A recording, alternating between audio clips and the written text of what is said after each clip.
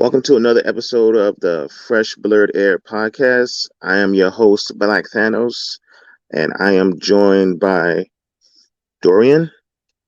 Yes, sir. Yes, sir. Welcome. Dorian Withrow Jr. Yep. Thank you for coming out today.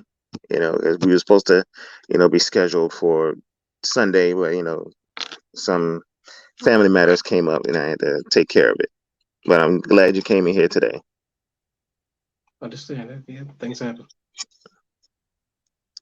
So tell the people about yourself, everything about you and everything. So I'm born and raised in New York State, and I'm 23 years old. I'm an author and martial artist. I'll be having class after this episode, actually. And yeah, I had some good food yesterday, and I'm excited for this interview. Good. I took a look at the books that you have published. How did you end up? I guess because I know it goes a lot, into writing books. Like, where did you get your inspiration from, and like the titles and everything? Inspiration, I would say creativity came. My inspiration just came from my passion for writing. Like, it sounds very generic. I would say it came from my like for poetry. Like I Hmm. smashed it together. And over time, I've discovered different types of poetry, like spoken word. I've come across haikus, and I've added those in because I take interest in those. And I wanted to try different writing formats to kind of keep it interesting. I've also I went to a conference. It was a father conference we have here.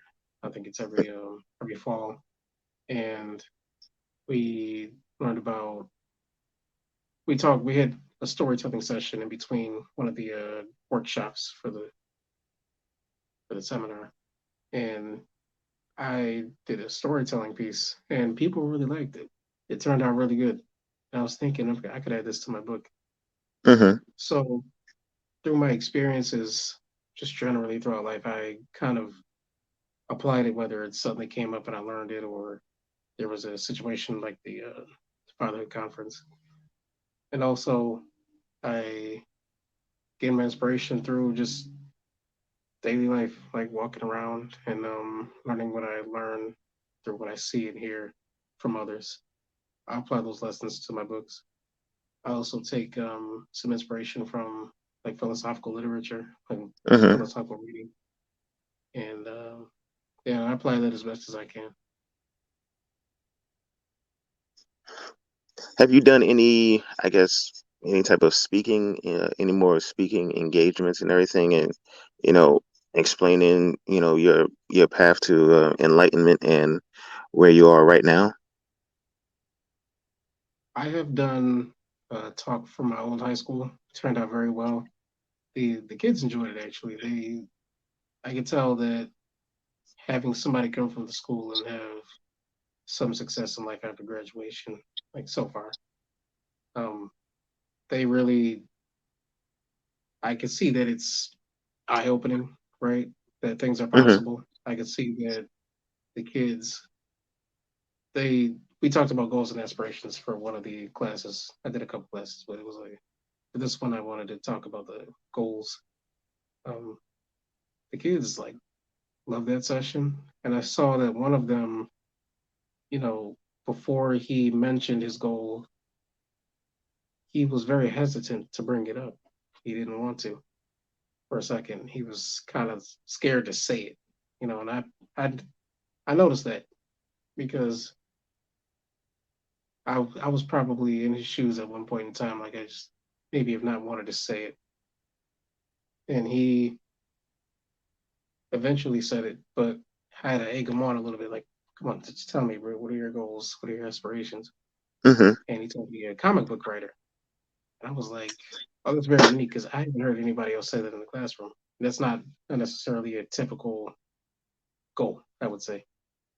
And I told him to be proud of it. I told him to hold your head up high and be confident in aspire to do because nobody else is living your life to reach that goal for you, right? And we fall into this pit hole sometimes at a young age because we don't want to look silly or like a clown in front of everybody else in certain environments where they may shun or look at a certain profession kind of funny or make mockery of it in some way, shape, or form. And I feel like that's what he was afraid of. So I think teachers should do a better job of pushing kids to work out their goals and what they want to achieve, and also um, encourage them to seek those things out. I completely understand that because I've had those type of um, thoughts and everything. Say if I have certain things that I want to do, I'm always, worried about what other people are going to say, what other people think. And, I keep saying I try not to, worry about that stuff, but it's hard when it's been, with you for so long. You just got to go out there and just, do it, take the hits and, you know, pretty much learn from mistakes and see what you can do better afterwards. Yes, yes. Um, you said you had, you went and spoke at your high school and you talked to the I guess the newer generation that's coming up. Um, how would you speak to, um, I guess, someone who's already, I guess, seasoned and, helping them, I guess, that's so, I guess, somewhat find themselves or, have an understanding of what their life purpose may be? Oh yeah, I think it's across the board a very similar message, but delivery may be different. Um, what I would say for anybody like looking to achieve their goals, trying to get closer to self discovery, and they haven't necessarily found it at a certain age, and that's okay.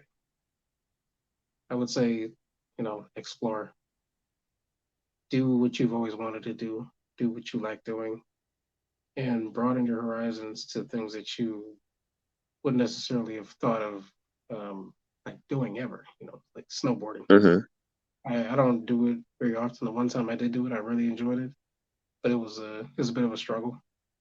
And yeah, I would say I made it one time successfully down the bunny hill.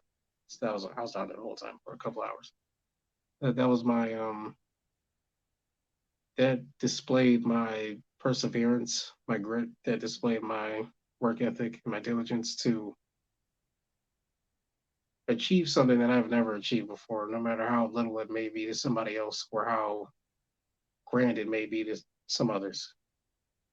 Now, the group I went with, a lot of the others, they didn't make it one time successfully down the hill without falling, but I did. And some other people that may be like, you know, I could do that, no problem. Like I can go up down this highest hill and come down without falling. Like, what are you bragging about?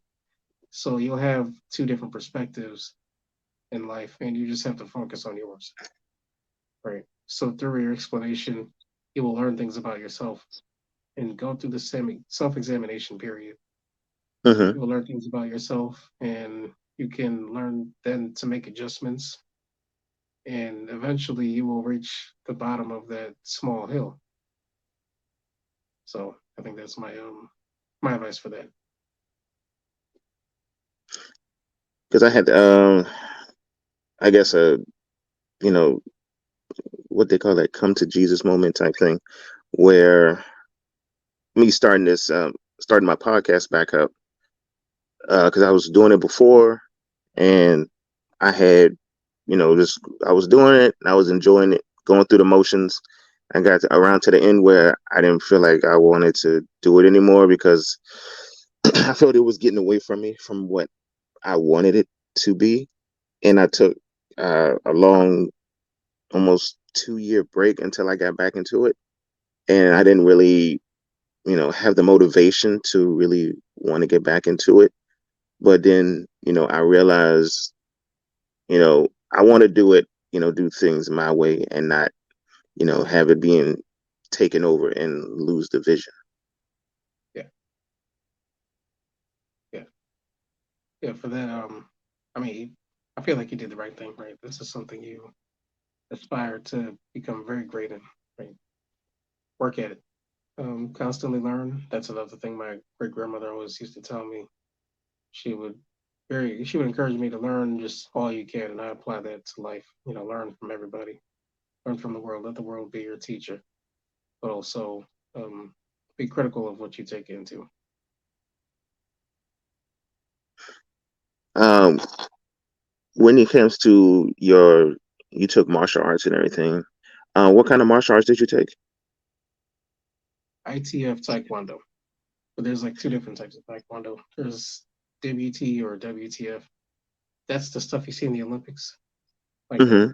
only kicking, maybe punching to the body. ITF, it's a traditional style, but it's more to do with a lot more weapons and I would say it's a little more complete than WTF is. If that makes sense, like punching and kicking, elbows, knees, and other things like that. Mm-hmm. How did that incorporate? How would you incorporate that into self improvement? Oh yeah, that goes into exploration. Like you learn a lot there, but you also learn about yourself a whole lot. There are requirements you have. There are things you'll have to accomplish that may be very difficult for you.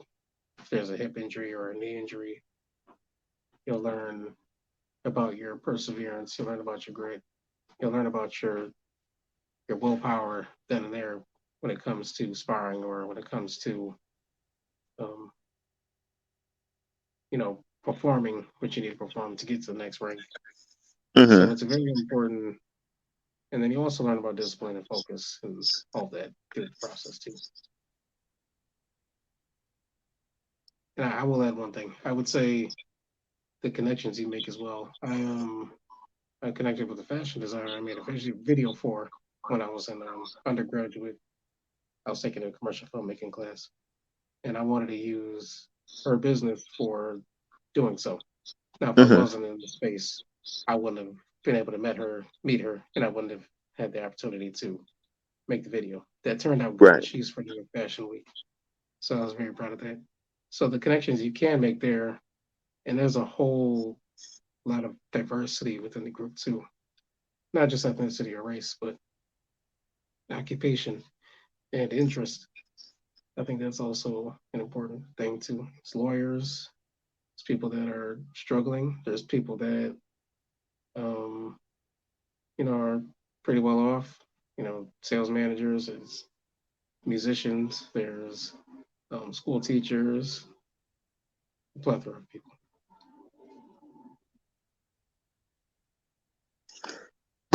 Um, do you have any musical inspirations or anything that help you get the I guess motivation of when you was writing your books and everything and your everyday life?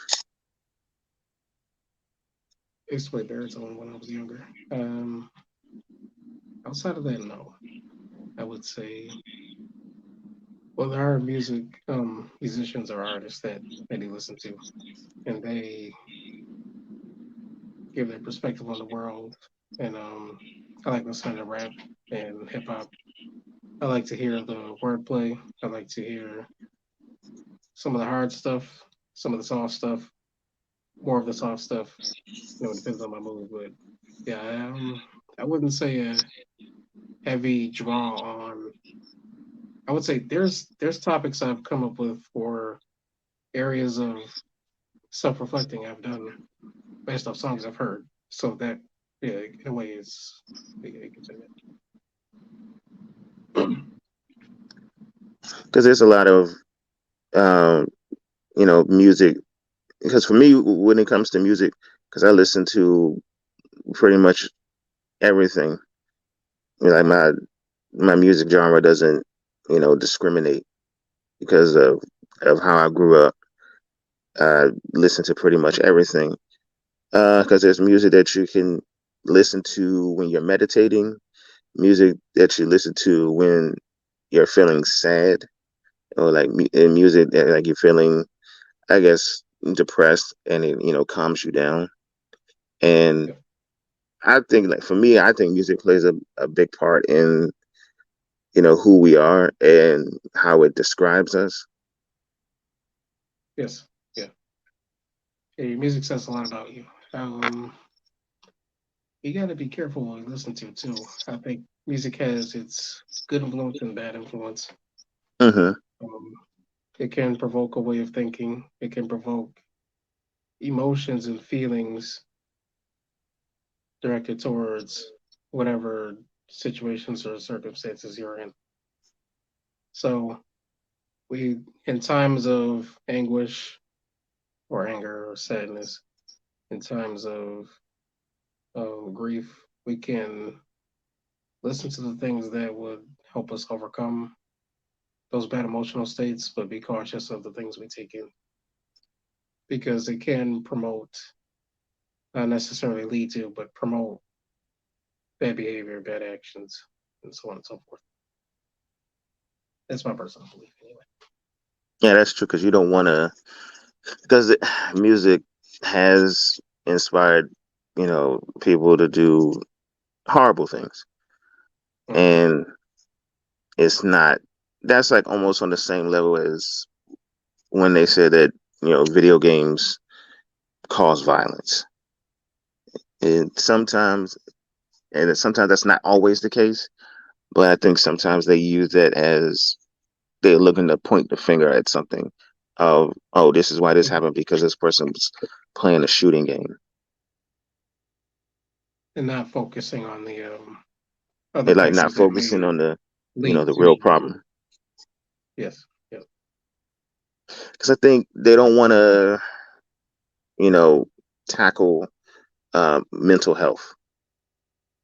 Mm. They just want to label something else to not, to take the attention away, or not to dig deep into it. They just want to say, oh, all video games are bad. You don't play this game because if you play this game, you're going to be a psycho and kill everybody. Yeah. I That's think just not the case. yeah, I would say the maturity level of children and what they can effectively take in mentally from the video game, whether that be violence and all of that sort. And then, the thought process, the maturity and the intelligence they have to recognize that certain things are realistic or will not happen, and other things are adult things, or um, they're able, like, they should be able to distinguish if they have something like that in their hands, the reality versus what can really cause harm, you know. And granted, there are cases where, kids have acted out what they have seen or heard in a video game or a TV show. That comes down to parenting when there's negative influence, but you're not always around and you're not always in a space where they'll be at. What can you provide them internally to help them navigate that and channel it in a more positive direction or keep away from it and all that? Because they say you can't, watch your kids 24/7. Um, Even if, like, when you go to school, because I was bullied when I was in school, and you can't you can't watch your kids 24/7. You can only protect them until they leave that door. They'll be, they'll be learning certain words, they'll be learning certain behaviors that go with those words, they'll be learning um, substances, they'll be learning negative objects, they'll be learning a lot of things, right? So, how do you, the way to combat that is just firmly, I believe, the education you instill in them at home, that moral and ethical education you provide with your children before they go out into, or while they're out into the world and taking in what they feel, hear, see, you know, how to like just educate them, teach them. I think like that's another reason why a lot of parents decide to homeschool their children because they're so afraid of what of what's out there. Yeah, I think that homeschooling is not terrible. Now they'll have to go outside at some point, you know. Hmm. Um, so don't be too coddly or sheltering for them, but teach them where they can and can't go. Teach them the dangers of these areas, and don't just simply say that, you know, don't tell them not to do without the explanation of why such and such is wrong or why such and things can't happen. Now, you can't do that with exactly everything for a variety of circumstances or situations, but yeah, it's just teach them to deal with things because at some point in their life they'll come up against a wall of troubles, and whether they can deal with that or not is based on what their heads were filled with while they were young or while they were in that space to potentially deal with it and come back all right, you know. Hmm. um, but when it comes to being a little too sheltered, I've noticed just through my eyes that people may not necessarily deal with problems in life the best, have a harder time saying no, or say no too much and become, this hermit, become this person. And when I say hermit, I mean just devoid of interaction and life almost completely, like just trying to stay to themselves, not in this like introverted way, but in this like unhealthy way, if you get what I'm Hmm. saying. Because you can't say that you know a parent talking to their child like, all right, you can't do this, and then of course the child's going to ask why, and you have to give them a reasonable explanation, like break it down for them. Don't just say, oh, because I said so. Like when you do stuff, They'll when you be say, curious of what that say so means. yeah. Yeah, we're curious human beings, right? Curious creatures. And I think that curiosity would, okay, like why does he not want me to do that? Why does not want me to do this? And you gotta kind of just like explain to them so that they don't build the curious thought to get into something that just to know. We have a intrinsic thought or intrinsic need to understand what we don't and know what we do not. So to combat that too, just give a reasonable explanation, like you were saying. Because a lot of people do, if the parent doesn't elaborate what's going on, the child is going to do trial by error. That's like saying, Mm, don't stick your finger in the socket, and then the parent don't elaborate on why you shouldn't do that. The kid's going to, okay, I'm going to stick my finger in the socket and see what happens. And they get shocked, and then they realize that, okay, that's why I'm not supposed to do that. mm, To combat yes. that, let them know, like tell them, like, oh, don't stick your finger in the socket because this will happen to you. Don't just don't stick your finger in the socket and just leave them to fill in the blank. Yeah. And there might be somebody who's like, well, my kid will do it anyway. Um, in that case, I would say do a better job explaining, or maybe give them a different outlook or a different way to learn why not to do something or to avoid something. Give them examples, give them visuals, let them feel it, like the energy wise and presence. Don't do this because you'll end up like this or this will happen, but make it very real for them. Um, yeah, I think that'd be my advice. Okay, at this point in the interview, we get into five random questions. Yes, sir. Yes, sir. First question: favorite food?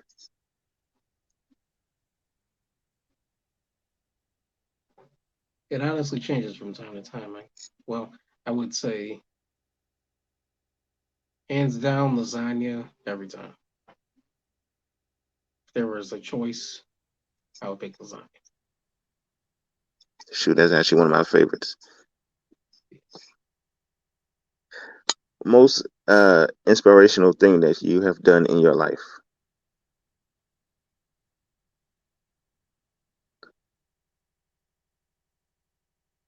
Inspirational to myself or to somebody else. To somebody else.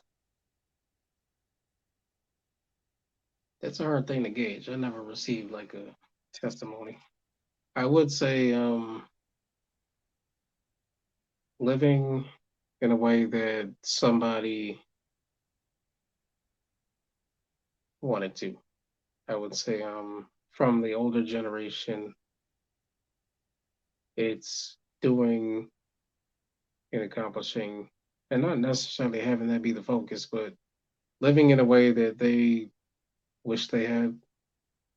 Um, Again, not necessarily the accomplishments around, but staying away from certain things in um, Hmm. school, um, to an extent, the accomplishments too.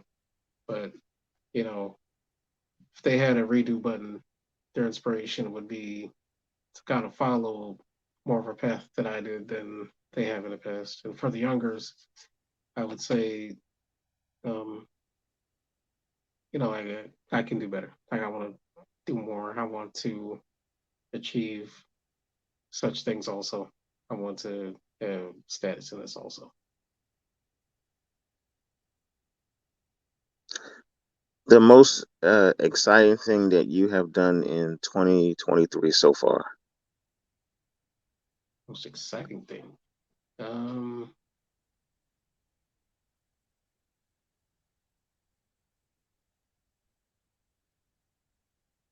I would say get on interviews like this. I mean, the books are the books, but I would say this was one of my goals, like to do more podcasts, more public relation things, to have get me out there much more. I would say this is probably and it's happening, right? Like I applied myself a lot of emails, honesty, and you know having you gracious enough to have me on and to give me a voice and a platform to speak on. So I appreciate this. This is probably the most exciting thing so far. Having your goals accomplished. I would say that's for me. That's it. Thank you. I really appreciate that. I really appreciate that. Thank you. Who was your um, family inspiration on doing what you're doing? That would be my grandmother. So she had taught me a lot. She was that person that you know, good morals and ethics and biblical education too before going out into the world and learning certain things. And while I'm out in the world, still talking to me. Like she was that person. So not necessarily you'll write a book one day or you'll do this, that, and the third, but she was the person that told me I'll do great things. She was the person that set me on my way for my mind to think a certain way, and that I partly attribute to her, along with my parents and I'll say my great uncle and a few mentors in my early teens. I would say so.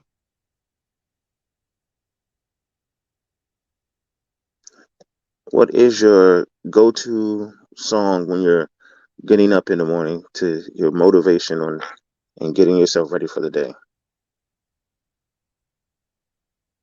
I need to hear something energetic. I don't know if that makes sense. Like, I need to hear something